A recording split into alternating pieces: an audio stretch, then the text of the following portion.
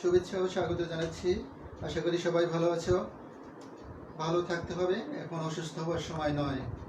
ভালো থাকতে হবে নিজের জন্য, নিজের পরিবারের জন্য, সমাজের জন্য তথা দেশের জন্য। তো ভালো কিভাবে থাকতে হয় সেটা তোমরা জানো, ইতিমধ্যে কয়েকবার বলেছি। তোমরা অভিজ্ঞতা অর্জন করেছো, তোমরা অন্যদের শেখাবে। তো আজকে তোমাদের যে টপিক্সটা পড়াবো, এখানে আছে পেপার কোড তো জানি, জেনেটিক্স পড়াচ্ছি। Today's topic is exceptions of Mendel's law. তো মেন্ডেলস ল সম্পর্কে আমাদের ইতিমধ্যেই ধারণা হয়েছে। দুইটা সূত্র দিয়েছিলেন বংশগতি সম্পর্কিত, first law and second law. First law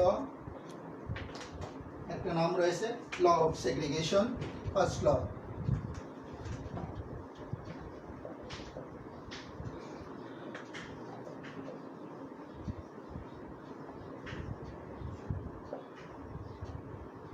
বিসংগন সূত্র, অ্যান্ড সেকেন্ড ল সেটার একটা নাম রয়েছে second law, law of independent assortment. Law of independent assortment.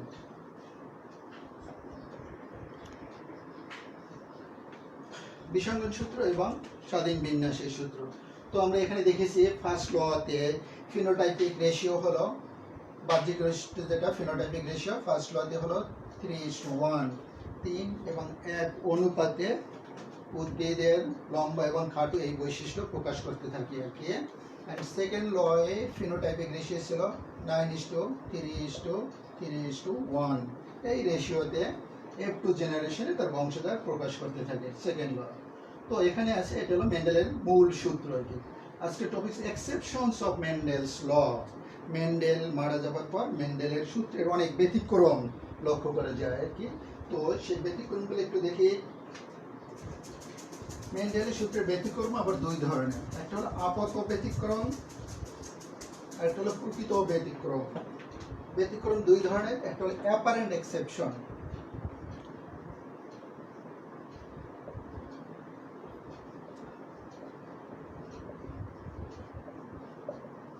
আর একটা হলো রিয়াল এক্সেপশন। আপাত ব্যতিক্রম প্রথমটা, অ্যান্ড রিয়াল এক্সেপশন প্রকৃত ব্যতিক্রম। তো প্রথম আপাত ব্যতিক্রম সম্পর্কে আলোচনা করবো এবং সংজ্ঞা দুটো বলে দিচ্ছি। আপাত ব্যতিক্রম, আপাত ব্যতিক্রম মানে ওই ব্যতিক্রমকে যে ব্যতিক্রমে মেন্ডেলের অনুপাত পাওয়া যাবে না। মেন্ডেল যে রেশিও দিয়েছিল 3:1 ফিনোটাইপিক রেশিও, এটা মনে রাখবে সবসময়, 9:3:1 এই অনুপাত পাওয়া যাবে না। বাট যে আমাদের যে বংশধরগুলো পাবো সেটা মেন্ডেলের সূত্রের সাহায্যে ব্যাখ্যা করা যাবে। আবার বলছি, মেন্ডেলের ফিনোটাইপিক রেশিও পাওয়া যাবে না বা জিনোটাইপিক রেশিও পাওয়া যাবে না, বাট মেন্ডেলের সূত্রের সাহায্যে ওটাকে ব্যাখ্যা করা যাবে। অর্থাৎ এখানে ল অফ ইন্ডিপেন্ডেন্ট অ্যাসর্টমেন্ট হতে পারে এবং সেগ্রিগেশন এটা হবে। দ্যাট মিনস কি, মেন্ডেলের সূত্র যেটা সেগ্রিগেশন হবে, ইন্ডিপেন্ডেন্ট অ্যাসর্টমেন্ট হবে গ্যামেটগুলোর, এই ক্ষেত্রেও তাই হবে। বাট এই রেশিওটা পাওয়া যাবে না, 3:1 পাবো না, হয়তো পাবো 1:2:1 এরকমের, বা এই রেশিওটা চেঞ্জ হয়ে যাবে, এই রকমের রেশিও চেঞ্জ হয়ে যাবে। বাট মেন্ডেলের সূত্রের সাহায্যে ব্যাখ্যা করা যাবে, তখন সেটাকে বলা হয় আপাত ব্যতিক্রম। আর প্রকৃত ব্যতিক্রমের ক্ষেত্রে এই ধরনের কোনো রেশিও পাবো না এবং সেই জিনিসগুলোকে মেন্ডেলের সূত্রের সাহায্যে ব্যাখ্যা করা যাবে না। দ্যাট মিনস কি, ল অফ সেগ্রিগেশনও হবে না, মানে গ্যামেটের সেগ্রিগেশনও হবে না এবং ইন্ডিপেন্ডেন্ট অ্যাসর্টমেন্টও হবে না, স্বাধীন বিন্যাস হবে না এবং বিসংগনও হবে না গ্যামেটগুলো। তো সেই জন্য এটাকে মেন্ডেলের সূত্রের সাহায্যে ব্যাখ্যা করা যাবে না, সেই অনুপাতও পাওয়া যাবে না, তাই এটাকে বলে প্রকৃত ব্যতিক্রম। তো আপাত ব্যতিক্রম আবার বলছি মেন্ডেলের সূত্রের সাহায্যে ব্যাখ্যা করা যাবে, আর প্রকৃত ব্যতিক্রমকে মেন্ডেলের সূত্রের সাহায্যে ব্যাখ্যা করা যাবে না, একটু ভিন্ন ধরনের বংশগতি আর কি, মেন্ডেলের সূত্রের বাহিরে, সেটি হলো প্রকৃত ব্যতিক্রম। আজকে আপাত ব্যতিক্রম সম্পর্কে আলোচনা করবো, apparent exceptions of Mendel's law. Apparent exceptions of Mendel law, মেন্ডেলের দুইটা সূত্রবিদ্যা, আপাত ব্যতিক্রম, প্রথম সূত্রের আপাত ব্যতিক্রম আছে, দ্বিতীয় সূত্রেরও আপাত ব্যতিক্রম আছে। তো প্রথমে দেখবো প্রথম সূত্রের আপাত ব্যতিক্রম। কয়েকটি উদাহরণ দেখবো, উদাহরণ দেখলে তোমাদের বুঝতে সুবিধা হবে।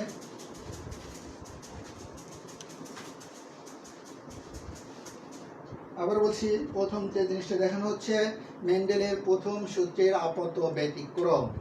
উদাহরণ, প্রত্যেকটা উদাহরণের একটা নাম আছে। প্রথম যে জিনিসটা, সেটাকে অসম্পূর্ণ প্রকটতা বলা হয়, ইনকমপ্লিট ডমিনেন্স।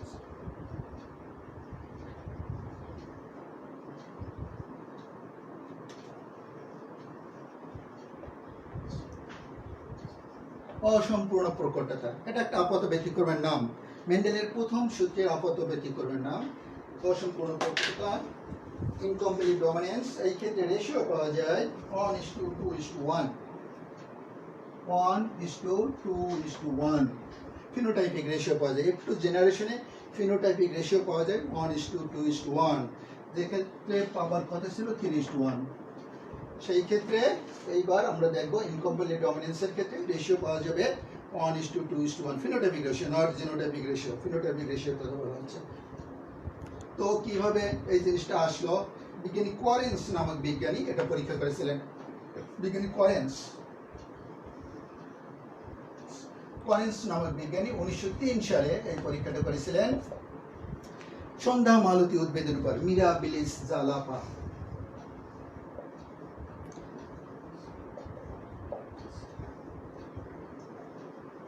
মিরাবিলিস জালাপা উদ্ভিদে এই গবেষণা করেছিলেন।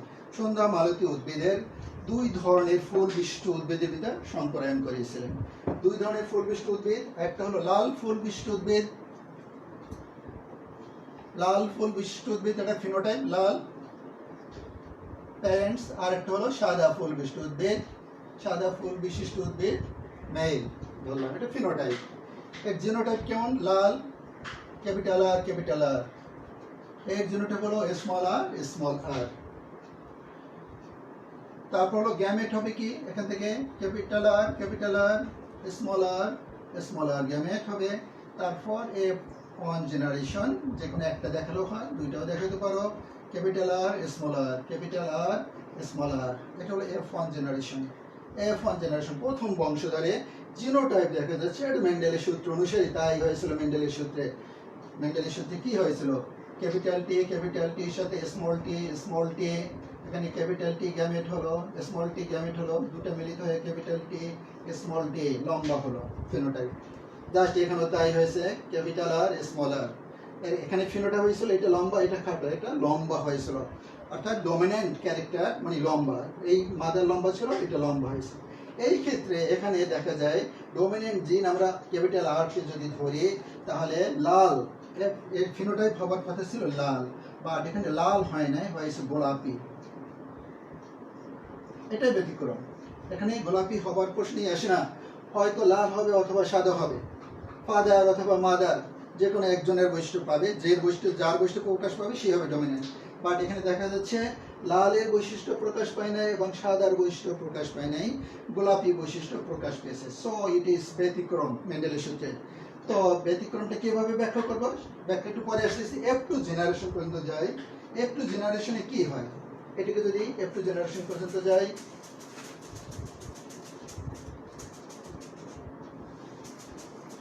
F2 জেনারেশনে কি করা হয়? সংকরণ মানে স্বপরাগায়ন করা হয়। যে এটা হলো গোলাপি প্যারেন্টস, এর সাথে গোলাপি আর ফাদার, এর ক্রস করলে কি হবে? গ্যামেট আর গ্যামেট আর এবং আর। জাস্ট মেন্ডেলের প্রথম সূত্র যেভাবে ব্যাখ্যা করা হয়েছে সেইভাবে। তো গ্যামেটগুলো পরস্পরের সাথে মিলিত হবে। F2 জেনারেশন বলছি, ক্যাপিটাল আর এই ক্যাপিটাল আর স্মল আর এর সাথে মিলিত হবে, এই স্মল আর এই ক্যাপিটাল আর এর সাথে মিলিত হবে, এই স্মল আর এর সাথে মিলিত হবে, স্মল আর। এখানেও মেন্ডেলের প্রথম সূত্রে কিন্তু তাই হয়েছিল। একটু দেখাই প্রথম সূত্র। এখানে স্বপরাগায়ন করলে কি হবে? এরকম আর কি, টি এর সাথে টি ক্রস করলে কি হয়? জাস্ট এরকম হবে, capital T small T, capital T small T. F2 generation, এটা হলো F2 জেনারেশন। এখন এটা হলো F2 generation. What is the difference? জিনোটাইপে কোনো ডিফারেন্স নেই। স্মল ক্যাপিটাল আর স্মল ক্যাপিটাল টি, ক্যাপিটাল আর স্মল টি, জাস্ট একই রকমের কি, অর্থাৎ 3:2 ফিনোটাইপ যদি ধরি, তিনটা লম্বা একটা খাটো। এখানে ফিনোটাইপ 3:1 অনুসারে পান নাই বিজ্ঞানী কোয়ারেন্স। কি পেয়েছিলেন? এটা হয়েছিল লাল, প্যারেন্টস কিন্তু লাল ছিল, আর লাল, এটা লাল হলো। তারপর এটা কিন্তু গোলাপি, যে F1 জেনারেশন যেটা পেল গোলাপি, এটা গোলাপি হলো, এবং এটা মাদার ফাদার যেরকম ছিল সাদা, এটা সাদা হলো, এরকম পেল আর কি। ফিনোটাইপ, জিনোটাইপ তো দেখাই যাচ্ছে, জিনোটাইপ ফিনোটাইপ একই রকম হলো। লাল একটা ক্যাপিটাল আর ক্যাপিটাল আর, অর্থাৎ হোমোজাইগাস ডমিনেন্ট যেটা, সেটা লালই হলো প্যারেন্টসের মতো। তারপর হোমোজাইগাস নয়, হেটেরোজাইগাস যে ডমিনেন্ট এবং রিসেসিভ জিন যেখানে আছে, যে দুইটিতে আছে, তৃতীয় একটা বৈশিষ্ট্য প্রকাশ পেল। লালও পেল না, সাদাও পেল না, তৃতীয় একটা বৈশিষ্ট্য প্রকাশ পেল। এবং হোমোজাইগাস রিসেসিভ যেটা হলো, সেটা প্যারেন্টসের বৈশিষ্ট্য, রিসেসিভ প্যারেন্টসের বৈশিষ্ট্য, সাদা বৈশিষ্ট্য প্রকাশ পেল। তাহলে এর ফিনোটাইপ কি বলতে পারি?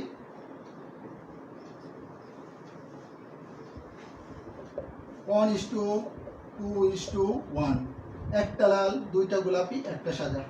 1:2:1, যেটা বলেছিলাম যে ইনকমপ্লিট ডমিনেন্সে একটু জেনারেশনে ফিনোটাইপিক রেশিও হয় 1:2:1, একটা লাল, দুইটা গোলাপি, একটা সাদা।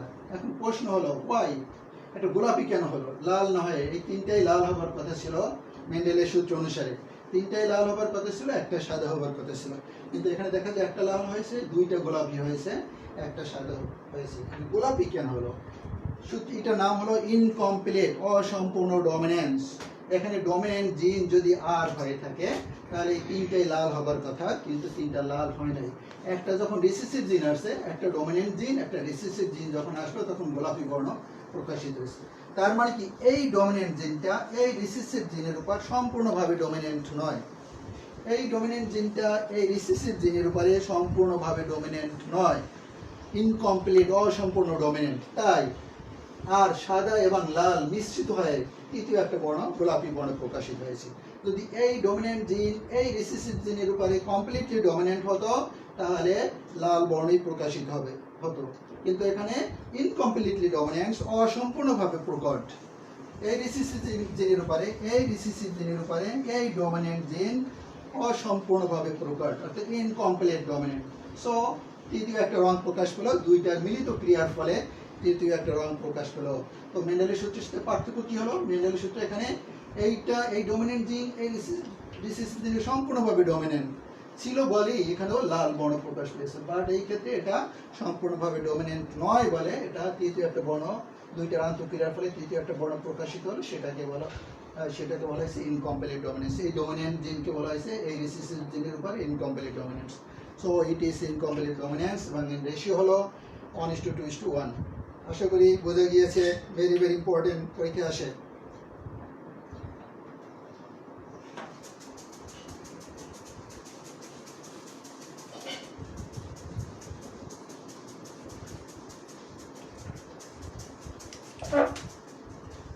প্রথম সূত্রে 2 নম্বর উদাহরণ, লিথাল জিন, বাংলা বলে ঘাতক জিন। লিথাল জিন কাকে বলবো? লিথাল জিন হলো হোমোজাইগাস রিসেসিভ, হোমোজাইগাস হেটেরোজাইগাস কথাটা মনে রাখতে হবে। হোমোজাইগাস রিসেসিভ জিন যখন কোনো জীবের মৃত্যুর কারণ হয়ে দাঁড়ায় বা মৃত্যু ঘটায়, তখন ওই জিনকে বলা হয়, ওই হোমোজাইগাস রিসেসিভ জিনকে বলা হয় লিথাল জিন। আবার বলছি, হোমোজাইগাস রিসেসিভ জিন, এই যে স্মল টি, এটা হলো হোমোজাইগাস রিসেসিভ। হোমোজাইগাস রিসেসিভ জিন যখন কোনো জীবের মৃত্যুর কারণ হয়ে দাঁড়ায় অথবা মৃত্যু ঘটায়, ওই ধরনের জিনকে তখন বলা হয় লিথাল জিন, ঘাতক জিন। এই জিন প্রত্যেকটা জীব এবং প্রত্যেকটা উদ্ভিদের ভিতরে আছে, কখনো কখনো এটা প্রকাশিত হয়। তো যখন এটা প্রকাশিত হয়, তখনই কি হবে? মেন্ডেলের যে প্রথম সূত্রে 3:1 অনুপাত, সেটা পাওয়া যাবে না। এক্ষেত্রে অনুপাত পাবো 2:1, একটা মারা যায়। অনুপাতগুলো যোগফল 4, এখানে যোগ করলে হবে 3। লিথালের কারণে বা লিথালিটির কারণে একটা প্রোজিনি মারা যাবে আর কি। সেটা একটু উদাহরণের সাথে দেখি। ওয়েবার এবং কুইজ নামক বিজ্ঞানী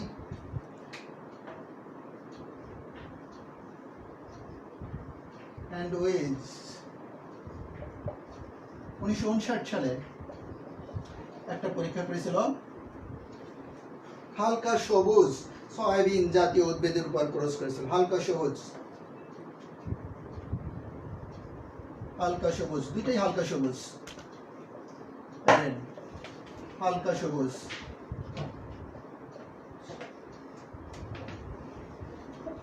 হালকা সবুজ এর জিনোটাইপ কেমন ছিল? Capital G small G, heterozygous নেই, ক্যাপিটাল জি স্মল জি, এরকমের জিনোটাইপ দেখা যাচ্ছে capital G small G. Gamete হবে ক্যাপিটাল জি স্মল জি,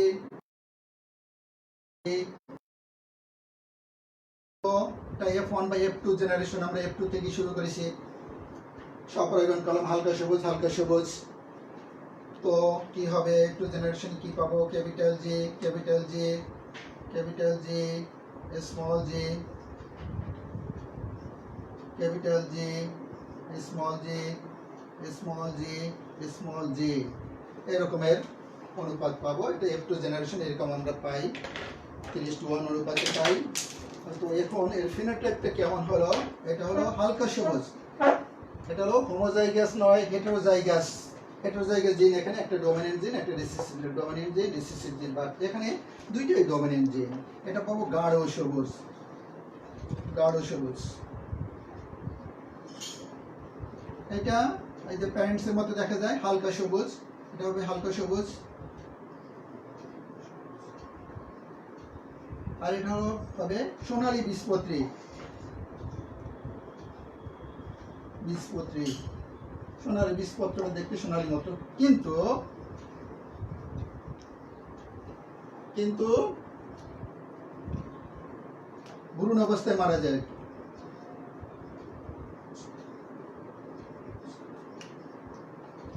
মারা যায় লিখতে পারি, কিন্তু মারা যায়।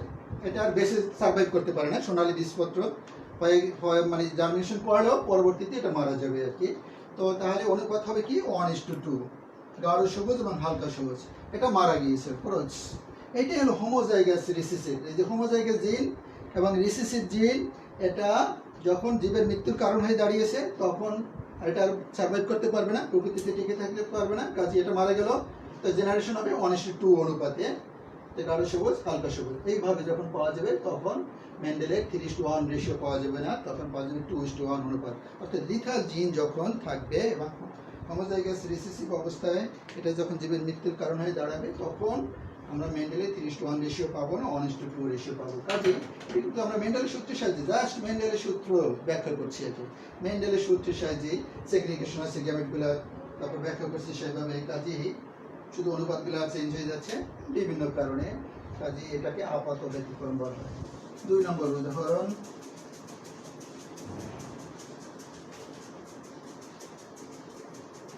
তিন নম্বর উদাহরণ, ওভার ডমিনেন্স।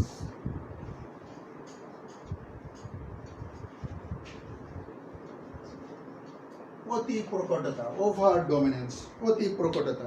অতি প্রকটতা কিভাবে ব্যাপারটা আসবে? আমরা মেন্ডেলের সূত্র অনুসারে জানি F1 জেনারেশনে যে বৈশিষ্ট্যটা প্রকাশ পাবে সেটা হলো ডমিনেন্ট ক্যারেক্টার, এবং সেই ডমিনেন্ট ক্যারেক্টার ফাদার বা মাদারের যে কোনো একজনের ভিতরে থাকবে। যেটা প্রকাশ পাবে সেটা ফাদারটা হতে পারে, মাদারটা হবে, সেটা হলো ডমিনেন্ট ক্যারেক্টার। তো F1 জেনারেশন ফাদার, যে ফাদার বা মাদার ডমিনেন্ট, তার বৈশিষ্ট্য প্রকাশ পাবে। কিন্তু এই ক্ষেত্রে দেখা যায় ফাদার মাদার যে ডমিনেন্ট ক্যারেক্টারই হোক না কেন, তার চেয়েও F1 জেনারেশনে যদি বংশধর তার চেয়ে বেশি ডমিনেন্সি বা প্রকটতা প্রদর্শন করে, তখন সেটাকে বলা হয় ওভার ডমিনেন্স। এই পরীক্ষাটা করেছিল ড্রোসোফিলা নামক মাছি নিয়ে। ড্রোসোফিলা নামক মাছি উপর গবেষণা করা হয়েছিল। তো এর ফিনোটাইপ হলো লাল চোখ বিশিষ্ট মাছি, লাল চোখ বিশিষ্ট ড্রোসোফিলা, এর সাথে ক্রস করানো হয়েছিল সাদা চোখ বিশিষ্ট ড্রোসোফিলা।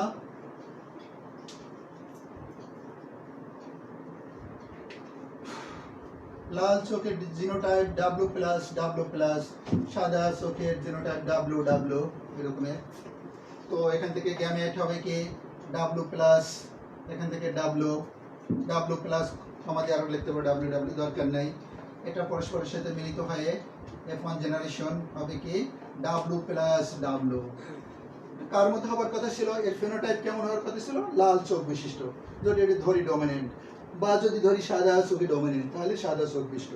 এর কোনোটাই হয় না, লাল চোখ বিশিষ্ট হয় না, সাদা চোখ বিশিষ্ট হয় না, হয়েছে কি অতি লাল চোখ। লাল চোখের চেয়েও বেশি লাল চোখ, এই যে মায়ের যে লাল চোখ আছে তার চেয়েও বেশি লাল চোখ বিশিষ্ট হলো F1 জেনারেশন। তো এটা কি বলা হয়েছে? Over dominance. এখানে ওভার লাল চোখ বিশিষ্ট সাদা চোখ বিশিষ্ট মাছি হবার কথা ছিল। ধরি যদি এটা ডমিনেন্ট হয় তাহলে লাল চোখ বিশিষ্ট মাছি হবার কথা ছিল। তাহলে এখানে দেখা যায় লাল চোখ না, অতি লাল চোখ বিশিষ্ট মাছি হয়েছে। ডাব্লু প্লাস এবং ডাব্লু আন্তঃক্রিয়ার ফলে অতি লাল চোখ বিশিষ্ট মাছি আবির্ভাব হলো। এটা F1 জেনারেশনে এরকম পাই। F2 জেনারেশনে এখান থেকে তোমরা ইজিলি F2 জেনারেশনে যেতে পারবা। সেখানে কি হয় একটু দেখি। ডাব্লু প্লাস ডাব্লু এর সাথে যদি সপরাগন করি ডাব্লু প্লাস ডাব্লু, তো এখানে কি গ্যামেট হবে? W plus W, W plus W, W plus W plus, W plus W, W plus W, W W. কি হবে তখন? এইটা হবে লাল চোখ, প্যারেন্টসের যেরকম ছিল লাল চোখ। এটা হবে অতি লাল চোখ।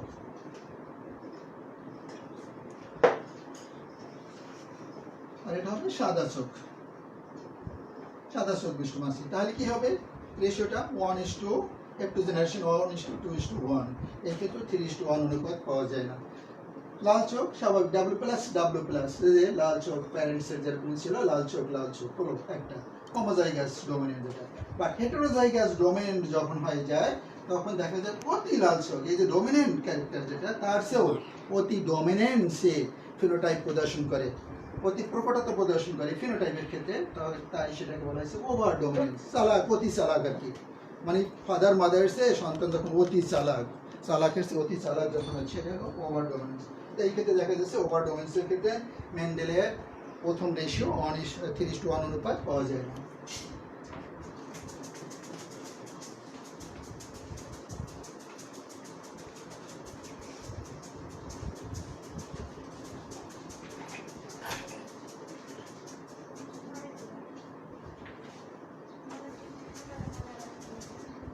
4 নম্বর উদাহরণ, কোডমিনেন্স।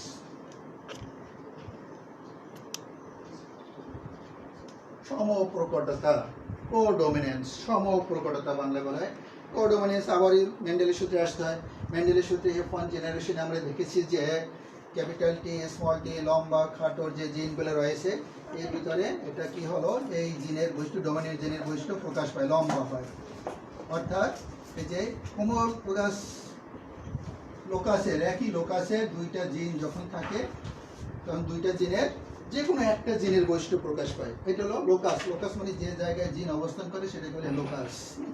লোকাসের দুইটা জিন থাকলে যে কোনো একটা জিনের বৈশিষ্ট্য প্রকাশ পায়, যেমন এখানে লম্বা জিনের বৈশিষ্ট্য প্রকাশ পেয়েছে।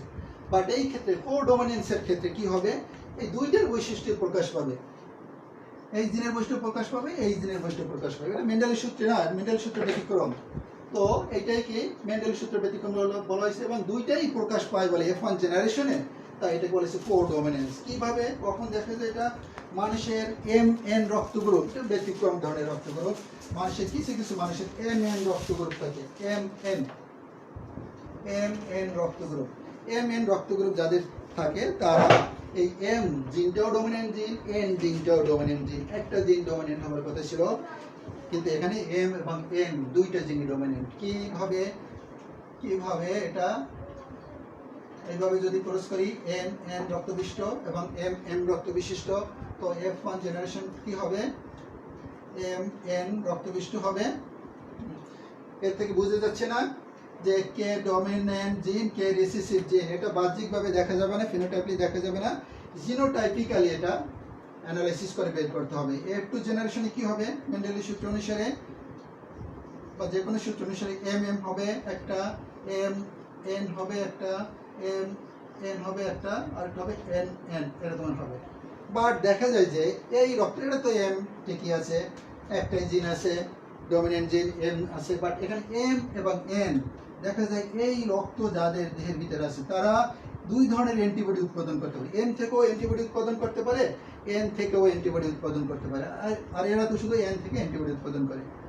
আবার বলছি এদের দেখা যায় এন থেকেও অ্যান্টিবডি উৎপাদন করতে পারে, এম জিন থেকেও অ্যান্টিবডি উৎপাদন করতে পারে, এন জিন থেকেও অ্যান্টিবডি উৎপাদন করতে পারে। তো অ্যান্টিবডি উৎপাদিত হয় সাধারণত ডমিন্যান্ট জিন থেকে, যেহেতু এম এবং এন দুইটা জিন থেকেই অ্যান্টিবডি উৎপাদিত হয় বলে এম এবং এন দুটা জিনই ডমিন্যান্ট জিন, so it is co dominant জিন, এবং এই ব্যাপারটা কি বলে কো ডমিন্যান্সি। ক্লিয়ার? আবার বলছি, দুইটা জিনই যখন F1 জেনারেশনে তার প্রকটতা প্রদর্শন করে, সহজ কথা, F1 জেনারেশনে হেটেরোজাইগাস দুইটা জিন যখন তার ডমিনেন্সি প্রদর্শন করে, সমভাবে ডমিনেন্সি প্রদর্শন করে, তখন সেটাকে বলা হয় কো ডমিনেন্স, সম প্রকটতা। নাম থেকে বোঝা যায় সম প্রকটতা। তো ব্যতিক্রম কি, মেন্ডেল সূত্রে যে কোনো একটা বৈশিষ্ট্য প্রকাশ পাওয়ার কথা ছিল, কিন্তু এখানে দেখা যায় দুইটা বৈশিষ্ট্য প্রকাশ পায়। এটা বাহ্যিকভাবে দেখা যাবে না, রক্ত গ্রুপ যখন অ্যানালাইসিস করে তখন এটা বোঝা যায়। এম এন রক্ত গ্রুপ যাদের আছে তারা এম থেকেও অ্যান্টিবডি উৎপাদন করতে পারে, এন থেকেও অ্যান্টিবডি উৎপাদন করতে পারে, সো ইট ইজ এম এবং এন কোডমিনেন্ট জিন।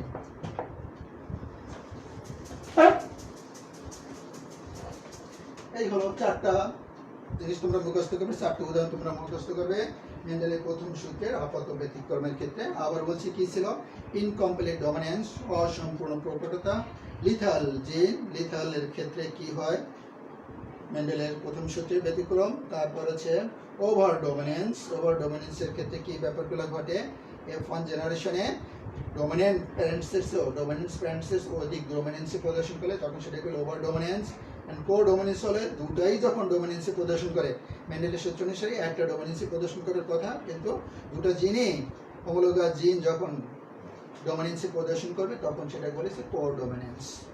তো এরপর মেন্ডেলের দ্বিতীয় সূত্রের আপাত ব্যতিক্রম, অনেকগুলো ব্যতিক্রম তোমাদের সিলেবাসে রয়েছে, আজকে একটা ব্যতিক্রম সম্পর্কে আলোচনা করি। প্রত্যেকটা ব্যতিক্রমের কিন্তু নাম রয়েছে।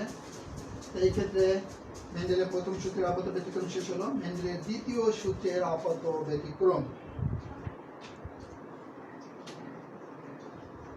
তার একটা নাম হলো, দ্বিতীয় সূত্রের আপাত ব্যতিক্রমের একটা উদাহরণ হলো complimentary gene action.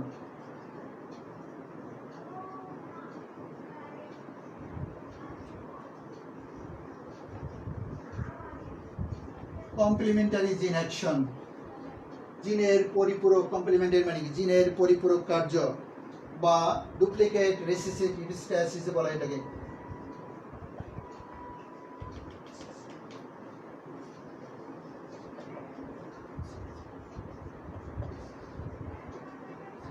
Duplicate recessive ইপিস্টাসিসও বলা হয়। নামগুলো মনে রাখতে হবে। এই নামও আসতে পারে পরীক্ষায়, কমপ্লিমেন্টারি জিন অ্যাকশনের ক্ষেত্রে কত রেশিও পাওয়া যায়, বা ডুপ্লিকেট রেসিসিভ ইপিস্টাসিসের ক্ষেত্রে কত রেশিও পাওয়া যায়, এভাবে আসতে পারে। অথবা what is complementary gene action, what is duplicate recessive epistasis, তখন কি অনুপাত পাওয়া যায়।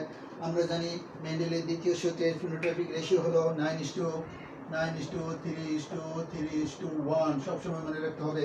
এর অনুপাতগুলোর যোগফল হলো 16, সেটাও মনে রাখতে হবে, অনুপাতগুলোর যোগফল সবসময় 16।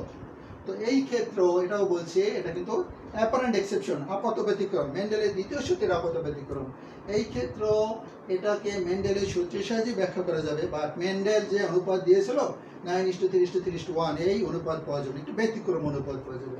তো কমপ্লিমেন্টারি জিন অ্যাকশনের ক্ষেত্রে কি অনুপাত পাওয়া যায়, কমপ্লিমেন্টারি জিন অ্যাকশনের ক্ষেত্রে 9:7 অনুপাত পাওয়া যায়, যোগফল 16, যোগফল 16ই হবে, যদি ব্যতিক্রম পাই না কেন আপাত ব্যতিক্রম ক্ষেত্রে দ্বিতীয় সূত্রের ক্ষেত্রে যোগফল 16 হবে।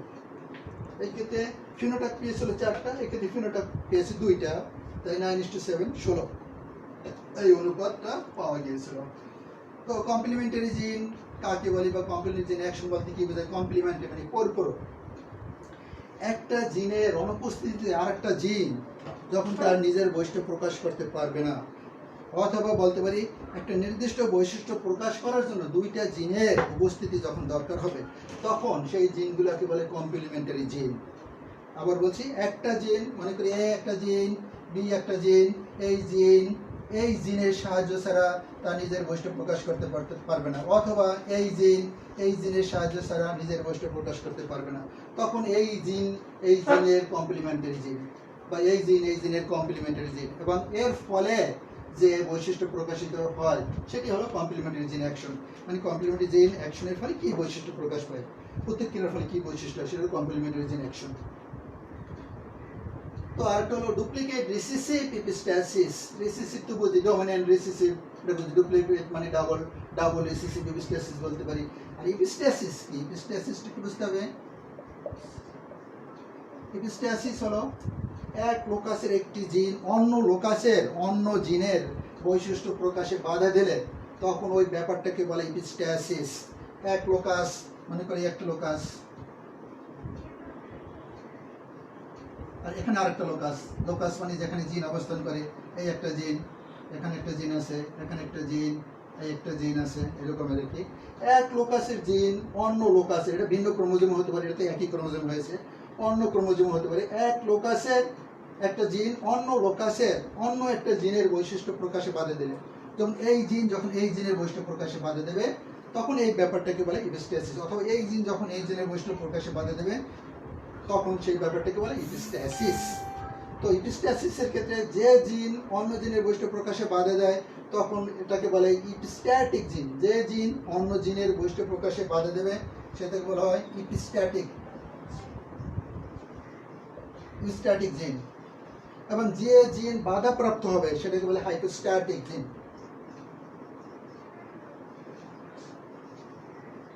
হাইপোস্ট্যাটিক জিন, যে বাধা দেয় সে হলো ইপিস্ট্যাটিক জিন, যাকে বাধা দেয় সে হলো হাইপোস্ট্যাটিক জিন। সহজ কথা। তো আবার বলছি, ইপিস্ট্যাসিস কাকে বলে? এক লোকাসের জিন অন্য লোকাসের জিনকে, সে প্রকট জিন প্রচ্ছন্ন জিনকে পারে বাধা দিতে, অথবা প্রচ্ছন্ন জিন প্রকট জিনের বৈশিষ্ট্যকে বাধা দিতে পারে, অথবা প্রকট জিনের বৈশিষ্ট্য প্রকাশে বাধা দিতে পারে, অথবা প্রচ্ছন্ন জিনের বৈশিষ্ট্য প্রকাশে বাধা দিতে পারে, এরকমের আর কি। বা লোকাসটা ভিন্ন হতে হবে।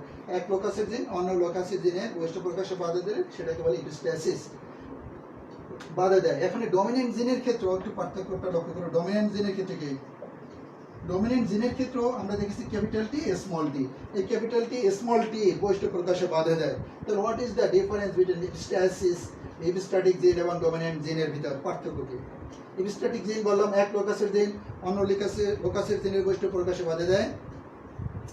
আর হলো ডমিনেন্ট জিনের ক্ষেত্রে কি হয়? একই লোকাসের জিন একটা জিন যখন অন্য জিনের বৈশিষ্ট্য প্রকাশে বাধা দেবে তখন সেইটা হলো ডমিনেন্ট জিন। একই লোকাস, এই যে একই লোকাস, এই জিন যখন এই জিনের বৈশিষ্ট্য প্রকাশে বাধা দেয় তাহলে এই জিনটা হলো ডমিনেন্ট জিন, এইটা হলো রিসেসিভ জিন। ঠিক আছে? বা এই জিন যখন এই জিনের বৈশিষ্ট্য প্রকাশে বাধা দেয় এটা হলো ডমিনেন্ট জিন, এটা হলো রিসেসিভ জিন। এটা হলো ডমিনেন্ট এবং ইপিস্ট্যাসিসের ভিতরে পার্থক্য। ইপিস্ট্যাসিস ক্ষেত্রে ভিন্ন লোকাস হবে, আর ডমিনেন্ট ক্ষেত্রে একই লোকাস জিন যখন অন্য জিনের বৈশিষ্ট্য প্রকাশে বাধা দেয় সেটা হলো ডমিনেন্ট এবং রিসেসিভ। তো ডুপ্লিকেট রিসেসিভ ইপিস্ট্যাসিসের ক্ষেত্রে এই পরীক্ষাটা করেছিল বেটিসন এবং পানেট নামক দুজন বিজ্ঞানী।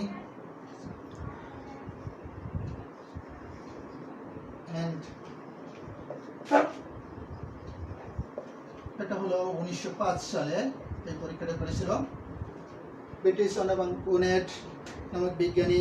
কৃষির উপর করেছিল মিষ্টি মটর।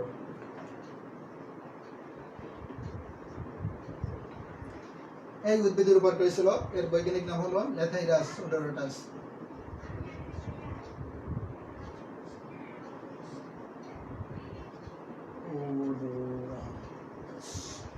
ল্যাথাইরাস ওডোরাটাস মিষ্টি মটর। এই উদ্ভিদের উপর গবেষণা করে ওনারা দেখলো যে মেন্ডেলের যে F2 রেশিও 9:30:1 সেটা না পেয়ে ওনারা পেলেন 9:7 রেশিও পেল। তো কেন পেল ব্যাখ্যা করতে যে এই কথাগুলো বলেছেন, এই দুইটা কথাই বলেছেন। কমপ্লিমেন্টারি জিন অ্যাকশনের কারণে এই ব্যাপারটা হয়েছে, অথবা এবং দুইটা জিনিস একসাথে ঘটে। ডুপ্লিকেট রিসেসিভ ইপিস্ট্যাসিস এর কারণে এই ব্যাপারটা হয়েছে। দুইটা ঘটনাই ঘটেছিল। ডুপ্লিকেট রিসেসিভ ইপিস্ট্যাসিস এর কারণে ঘটেছে এবং কমপ্লিমেন্টারি জিন অ্যাকশনের ক্ষেত্রে ঘটেছে। তো উদাহরণ দিলে আমরা বুঝতে পারবো। ওনারা করেছিলেন সয়াবিন উদ্ভিদের উপরে, মিষ্টি মটর উদ্ভিদের উপর গবেষণা করেছিল। এদের দুইটা সাদা ফুল বিশিষ্ট মিষ্টি মটর উদ্ভিদের ভিতর প্রবেশ করেছিল। ফেনোটাইপ হলো সাদা ফুল, এর সাথে সাদা ফুল, দুইটাই সাদা ফুল, বাট এর জিনোটাইপ আলাদা। সাদা ফুল বিশিষ্ট দুইটা উদ্ভিদের ভিতর প্রবেশ করানো হয়েছিল। ক্যাপিটাল সি এর ডমিনেন্ট মানে জিনোটাইপ কেমন? Capital C, small P.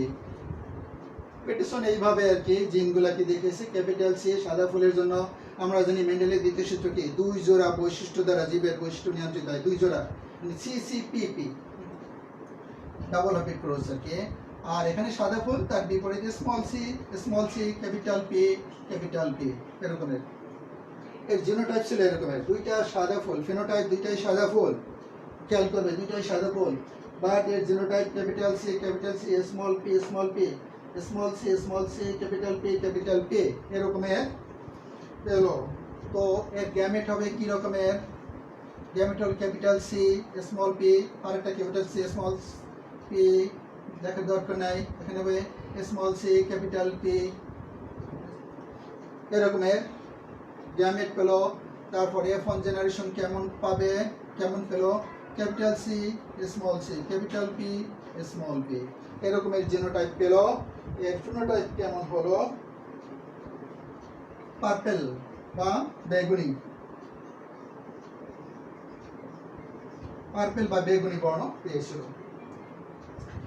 এটা কি সাদা ফুল এই ধরনের কিছু হয় নাই, এটা তৃতীয় একটা বর্ণ প্রকাশিত হয়েছে, পার্পল বর্ণ প্রকাশিত হয়েছে। এখানে লক্ষ্য করো, প্রথমে কিন্তু মেন্ডেলের সূত্রের ব্যতিক্রম শুরু হয়েছে ফিনোটাইপ দ্বারা, সাদা ফুল। আমরা ওখানে মেন্ডেলের প্রথম সূত্রে কি দেখেছিলাম, হলুদ গোলাকার, সবুজ কুঞ্চিত। হলুদ গোলাকারের ক্ষেত্রে হলুদ দুইটা ফ্যাক্টর, গোলাকারের জন্য দুইটা ফ্যাক্টর, সবুজের জন্য দুইটা ফ্যাক্টর, কুঞ্চিতের জন্য দুইটা ফ্যাক্টর, এরকম ছিল হলুদ গোলাকার দুই জোড়া। কিন্তু এখানে শুধু রেখেছি সাদা ফুল, দুই জোড়ার কথা বলে নেই, সাদা ফুল। তার মানে এখান থেকে ব্যতিক্রম শুরু হয়েছে। এখানে সিসি যে কোনো এক জোড়া জিনের বৈশিষ্ট্য এখানে লেখা হয়েছে, দুই জোড়া জিনের বৈশিষ্ট্য এখানে লেখা হয়নি, এটাই ব্যতিক্রম। মেন্ডেলের সূত্রে ব্যতিক্রম শুরু হলো প্রথম থেকে, সাদা ফুল, বাহ্যিকভাবে দেখলো সাদা ফুল, কিন্তু অ্যানালাইসিস করে দেখলো তার জিনোটাইপ এরকমের, কাজে এখানে ব্যতিক্রম। এটা হলুদ গোলাকার, এই যে আমরা লিখলাম এখানে হলুদ গোলাকার, দুই জোড়া হবার কথা ছিল, সবুজ কুঞ্চিত হবার কথা ছিল, ওরকম না, শুধু সাদা, ব্যতিক্রম এখান থেকে শুরু হয়েছে।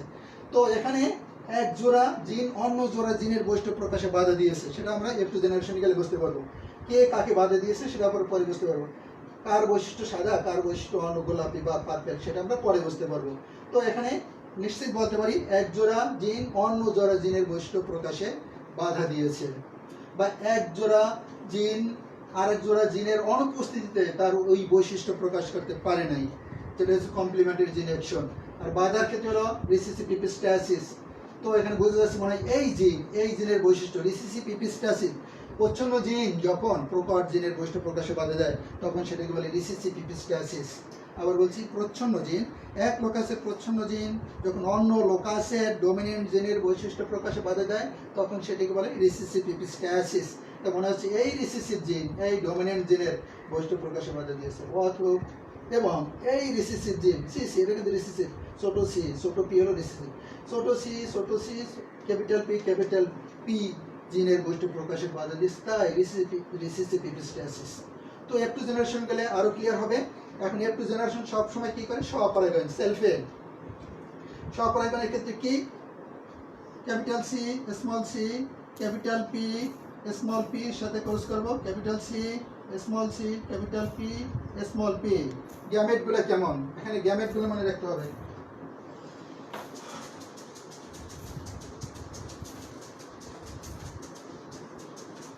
গ্যামেট কেমন হবে, ক্যাপিটাল সি, চার ধরনের গ্যামেট হবে, ক্যাপিটাল সি ক্যাপিটাল পি, এই সি এই পির সাথে মিলিত হয়ে একটা গ্যামেট হবে, আবার ক্যাপিটাল সি স্মল পির সাথে মিলিত হয়ে একটা গ্যামেট হবে। এবার ওটা বুঝতে হবে, স্মল সি ক্যাপিটাল পির সাথে মিলিত হয়ে একটা গ্যামেট হবে, আবার স্মল সি স্মল পির সাথে মিলিত হয়ে একটা গ্যামেট হবে। এদিকে সেম চার ধরনের গ্যামেট, মানে মেলের 4 ধরনের গ্যামেট, ফিমেলের 4 ধরনের গ্যামেট হবে। এটা চেকার বোর্ড বানাতে হবে, মেন্ডেলের দ্বিতীয় সূত্র অনুসারে প্রত্যেকবারই চেকার বোর্ড বানাতে হয়। 16টা ঘর,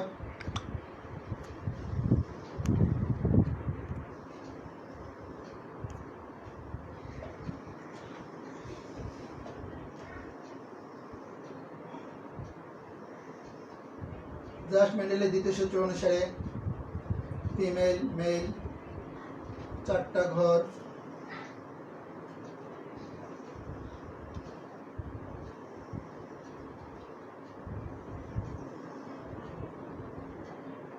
গ্যামেটগুলো সাজাবো capital C, capital P, capital C, small P. বুঝতে পারবে কোনটা ক্যাপিটাল কোনটা স্মল।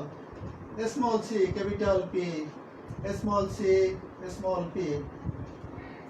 এইটা তো just same gamete. Capital C, capital P, capital C, small P, small C, capital P, small C, small P. পরস্পরের সাথে cross. Capital C, capital C, capital P, capital P, capital C, capital C, capital P, small P, capital C, small C, capital P, capital P, capital C, small C, capital P, small P, capital C, capital C, capital P, small P. স্মলটা ছোট মানে শেষে লিখবো। Capital C, capital C, small P, small P, capital C, small C, capital P, small P, capital C, small C, small P, small P, capital C, small C, capital P, capital P, capital C, small C, capital P, small P, small C, small C, capital P, capital P. তারপর small C, small C, capital P, small P, capital C, small C, capital P, small P, capital C, small C, small P, small P, small C, small C, capital P, small P, small C, small C, small P, small P. 16 ধরনের উদ্ভিদ পাওয়া গেল। তো এদের আমার phenotype কেমন সেটা দেখতে হবে। প্রথম বলেছিলাম এখন জেনারেশনের পিছনে বেগুনি বা পার্পেল, বেগুনি বলতে পারি। বেগুনি, এটা হলো বেগুনি, বেগুনি, বেগুনি। অনুপাতটা মনে রাখবে 9:7। বেগুনি, বেগুনি, সাদা। লক্ষ্য করো এখানে এসে প্রথম সাদা পেলাম, সাদা।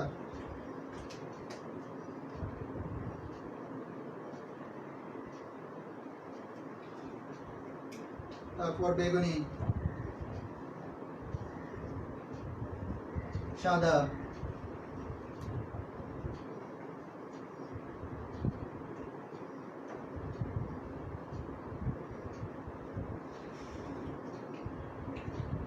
বেগুনি, বেগুনি,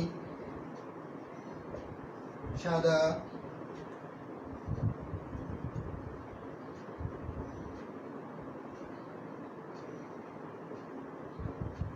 সাদা,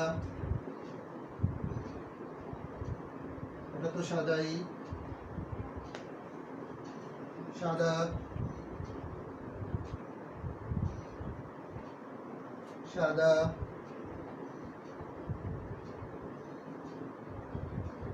বেগুনি। দেখো লাল দাগ কয়টা আছে? 1 2 3 4 5 6, 1 2 3 1 2 3 4 5 কত হলো? 7টা হয়েছে তো? 3 4 5 6 7। সাদা, সাদা, সাদা। 7টা সাদা হয়ে গেছে আর বেগুনি হয়েছে 9টা, বেগুনি 9টা। তাহলে বেগুনি, বেগুনি ইস্টু সাদা ইকুয়াল টু 9:7। এটা তো বোঝা গেল। পার্টের ব্যাখ্যাটা কি? বেগুনি পেলাম 9টা, সাদা রঙের পাইলাম 7টা উদ্ভিদ, ফিনোটাইপ। তো ওর ব্যাখ্যাটা কি? আমার জিনিসটা হলো মানে complimentary gene action. Complimentary gene action, একটা জিনের অনুপস্থিতিতে আর একটা জিন তার নিজস্ব বৈশিষ্ট্য প্রকাশ করতে পারে না। তো বেগুনির ক্ষেত্রে আমরা দেখি একটা জিন এর অনুপস্থিতিতে আর একটা জিন তার নির্দিষ্ট বৈশিষ্ট্য প্রকাশ করতে পারে না। বেগুনির ক্ষেত্রে আমরা যদি লক্ষ্য করি, যেখানে দেখা যায় যে ক্যাপিটাল সি ক্যাপিটাল পি যেখানে থাকবে সেখানেই কেবল বেগুনি বর্ণ প্রকাশিত হয়েছে। ক্যাপিটাল সি ক্যাপিটাল পি থাকতে হবে, তা না হলে এই যে এখানে ক্যাপিটাল সি নাই, ক্যাপিটাল পি আছে, ক্যাপিটাল সি নাই বলে এখানে শুধু একটা ক্যাপিটাল পি আছে বলে সাদা বর্ণ প্রকাশিত হয়েছে। তাহলে বেগুনি বর্ণের জন্য আমরা বলতে পারি ক্যাপিটাল সি এবং ক্যাপিটাল পি থাকতে হবে, তা না হলে বেগুনি বর্ণ প্রকাশিত হবে না। তাহলেই বলতে পারি এটা হলো কমপ্লিমেন্টারি জিন অ্যাকশন। মানে বেগুনি বর্ণ প্রকাশ করতে হলে ক্যাপিটাল সি মানে ডমিনেন্ট বলবো না, ক্যাপিটাল সি এবং ক্যাপিটাল পি জিনের উপস্থিতি দরকার। দ্যাট ইজ কমপ্লিমেন্টারি জিন, এবং এর ফলে যে বর্ণ বা যে বৈশিষ্ট্য প্রকাশিত হলো সেটা হলো কমপ্লিমেন্টারি জিন অ্যাকশন। ঠিক আছে? তো তাহলে আরেকটার নাম কি? Duplicate recessive epistasis. Duplicate recessive এপিস্ট্যাসিসের ক্ষেত্রে আমরা সব সময় 16 নম্বর ঘরটার দিকে তাকাবো। মেন্ডেলের দ্বিতীয় সূত্রের আপাত ব্যতিক্রমের ক্ষেত্রে সবসময় আমরা 16 নম্বর ঘরটার দিকে তাকাতলে বুঝতে একটু সুবিধা হবে। তো সাদা বর্ণের জন্য এখানে যে সাদা বর্ণ প্রকাশিত হয়েছে, এর জন্য কে দায়ী? সাদা বর্ণের জন্য কোন জিন দায়ী? তো এখানে দেখো, এখানে কোনো ডমিনেন্ট জিন নাই। 16 নম্বর ঘর, এটা কিন্তু 16 নম্বর ঘর। 16 নম্বর ঘরে কোনো ডমিনেন্ট জিন নাই, দুটাই হলো রিসেসিভ জিন, স্মল সি স্মল পি, দুইটাই রিসেসিভ জিন, কোনো ডমিনেন্ট জিন নাই। কাজেই বলতে পারি যে সাদা বর্ণের জন্য স্মল সি স্মল পি জিন দায়ী। সাদা বর্ণের জন্য দায়ী হলো স্মল সি, সাদা বর্ণের জন্য দায়ী হলো স্মল সি স্মল পি, এই দুইটা জিন দায়ী। এটা কনফার্ম সাদা বর্ণের জন্য, কারণ এখানে কোনো ডমিনেন্ট জিন নাই। কাজী সাদা বর্ণের জন্য এই জন্য 16 নম্বর ঘরে তাকাতে হবে। 16 নম্বর ঘরে সব সময় রিসেসিভ, হোমোজাইগাস রিসেসিভ হবে সবসময় আর কি। হোমোজাইগাস রিসেসিভের যে বৈশিষ্ট্য সেটাই হলো ওই জিনের বৈশিষ্ট্য। যেখানে সাদা বর্ণ প্রকাশিত হয়েছে স্মল সি স্মল পি জিনের কারণে, অন্য কোনো জিন যেহেতু ডমিনেন্ট জিন নাই, সাদা বর্ণের জন্য স্মল সি স্মল পি দেয়। তো অন্য জায়গায় কেন সাদা হয়েছে সেইটার ক্ষেত্রে দেখি, যেমন এইটার ক্ষেত্রে যদি বলি বা এইটার ক্ষেত্রে যখন বলি, তখন দেখা যায় এখানে কিন্তু ডমিনেন্ট জিন একটা আছে, ক্যাপিটাল পি রয়েছে, আর স্মল সিও আছে, বাট এখানে সাদা বর্ণ কেন প্রকাশিত হয়েছে? এখানে সাদা বর্ণ প্রকাশিত হওয়ার কথা না। আমরা জানি তো সবসময় ক্যাপিটাল লেটার যেটা লিখি সেটা হলো ডমিনেন্ট জিন। ডমিনেন্ট জিনের বৈশিষ্ট্য প্রকাশ করে। বাট এই ক্ষেত্রে দেখা যাচ্ছে আমি তো কনফার্ম সি এবং পি জিন সাদা বৈশিষ্ট্যের জন্য দায়ী। সি এবং পি জিন স্মল সি স্মল পি জিন সাদা বৈশিষ্ট্যের জন্য দায়ী। তো এখানে আমি বলতে পারি এই সি জিনের কারণেই এখানে সাদা বর্ণ প্রকাশিত হয়েছে। এই সি জিনের কারণে, কারণ সি জিনের জন্য তো সাদা বৈশিষ্ট্য দায়ী, এই সি জিনের কারণেই সাদা বৈশিষ্ট্য প্রকাশিত হয়েছে। এই সি জিন এই পি জিনের বৈশিষ্ট্য প্রকাশে বাধা দিয়েছে। রিসেসিভ এপিস্ট্যাসিস, আবার বলছে এক লোকাসের রিসেসিভ জিন অন্য লোকাসের ভিন্ন লোকাসের ডমিনেন্ট জিনের বৈশিষ্ট্য প্রকাশে বাধা দিলে তখন সেটাকে বলে ডুপ্লিকেট এপিস্ট্যাসিস। এক লোকাস মানে ওই লোকাসে আছে স্মল সি আর অন্য লোকাসে capital P small C capital P এর বৈশিষ্ট্য প্রকাশে বাধা দিয়েছে। এটা সিসি পিপি অন্য লোকাসে বৈশিষ্ট্য প্রকাশ বাধা দিয়েছে। আবার দেখবো পিপি সিসি বৈশিষ্ট্য প্রকাশে বাধা দিয়েছে। কোথায়? পিপি, এই যে দেখো এখানেও সাদা, দুইটা ডমিনেন্ট জিন নাই, এক ধরনের রিসেসিভ জিন, এক ধরনের ডমিনেন্ট জিন আছে। এই পিপি জানি আমরা পিপি সাদা বৈশিষ্ট্যের জন্য দায়ী। এখানে তাহলে বলতে পারি এই পিপির কারণে সাদা বৈশিষ্ট্য প্রকাশ পেয়েছে। এই পিপি এই সিসি অন্য ডমিনেন্ট জিনের বৈশিষ্ট্য প্রকাশে বাধা দিয়েছে। এই পিপি এক লোকাসের পিপি জিন স্মল জি পিপি জিন মানে প্রচ্ছন্ন জিন অন্য লোকাসের ডমিনেন্ট জিনের বৈশিষ্ট্য প্রকাশে বাধা দিয়েছে। So it is double recessive, double মানে এই পিপিও অন্য লোকাসের ডমিনেন্ট জিনকে বাধা দিতে পারে, আর সিসিও অন্য লোকাসের ডমিনেন্ট জিনের প্রকাশে বাধা দিতে পারে। সেই ডমিনেন্ট জিন ডাবল মাত্রায় থাকতে পারে, একক মাত্রায় থাকতে পারে, ডাবল মাত্রায় থাকতে পারে, একক মাত্রায় থাকতে পারে। তাহলে এটাকে ডুপ্লিকেট রিসেসিভ এপিস্ট্যাসিস বলতে পারি। আবার বলছি, এক লোকাসের রিসেসিভ জিন অন্য লোকাসের প্রকার জিনের বৈশিষ্ট্য প্রকাশে বাধা দেয়। সো ইট ইজ, এই ক্ষেত্রে দুইটা জিনই সিসি এবং পিপি তার বিপরীত লোকাসের ডমিনেন্ট জিনের বৈশিষ্ট্য প্রকাশে বাধা দিয়েছে বলে এটা duplicate recessive epistasis. Why it is complementary in action? যে বেগুনি বর্ণ প্রকাশিত হতে হলে ক্যাপিটাল সি এবং ক্যাপিটাল পি দুইটার বৈশিষ্ট্য দুইটা একত্রে থাকতে হবে। ক্যাপিটাল সি বা ক্যাপিটাল পি, এদিকে আসলে দেখা যায় ক্যাপিটাল সি এবং ক্যাপিটাল পি দুইটা ডমিনেন্ট জিনের একত্রে উপস্থিতি একান্ত প্রয়োজন। সো ইট ইজ কমপ্লিমেন্টারি, পরিপূরক, একটা ছাড়া আরেকটা চলবে না। সুতরাং এটাকে কমপ্লিমেন্টারি জিন, এবং ওই ব্যাপারটাকে বলি complimentary gene action.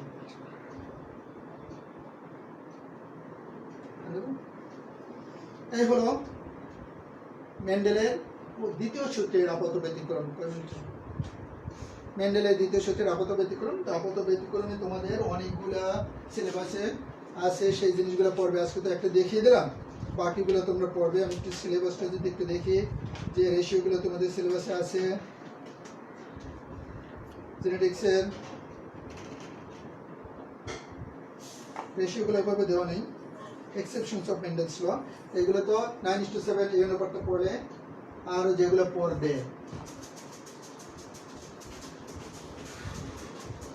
Important, very very important, পরীক্ষা আসে। এখন যেটা দেখলাম ওটা কমপ্লিমেন্টারি, হোয়াট ইজ কমপ্লিমেন্টারি জিন, what is complementary gene action, what is dominant এপিস্ট্যাসিস, এপিস্ট্যাটিক জিন, হাইপোস্ট্যাটিক জিন কে, 9:7 অনুপাত তো অবশ্যই দেখা হলো। তারপর পড়বে 15:1,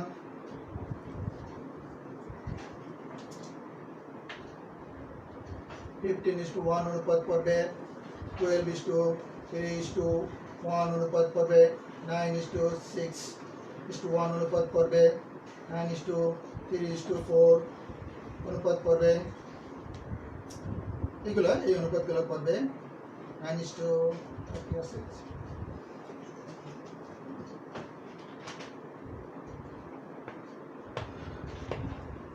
12:3:1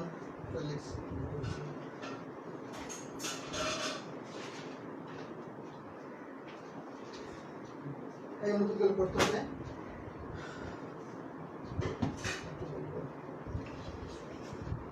তো তোমাদের ধন্যবাদ জানাচ্ছি। বাসে বসে পড়াশোনা করবে, পড়াশোনার বিকল্প নাই, পড়াশোনার বিকল্প নাই, পড়াশোনার বিকল্প নাই। ভালো করে পড়াশোনা করবে, দোয়া করবে আমার জন্য। তোমরা সবাই ভালো থাকো, সুস্থ থাকো, সমাজের সেবা করে যাও। মানে যারা অশিক্ষিত, লেখাপড়া কম জানে, তাদেরকে সচেতন করবে এবং নিজের লেখাপড়ার কাজটা চালিয়ে যাবে। এখানে শেষ করছি। আশা করি বাকিগুলো বুঝতে পারবে। নিজেরা যদি ভালো করে পড়ো, মন দিয়ে পড়ো, তাহলে বাকিগুলো করতে পারবে।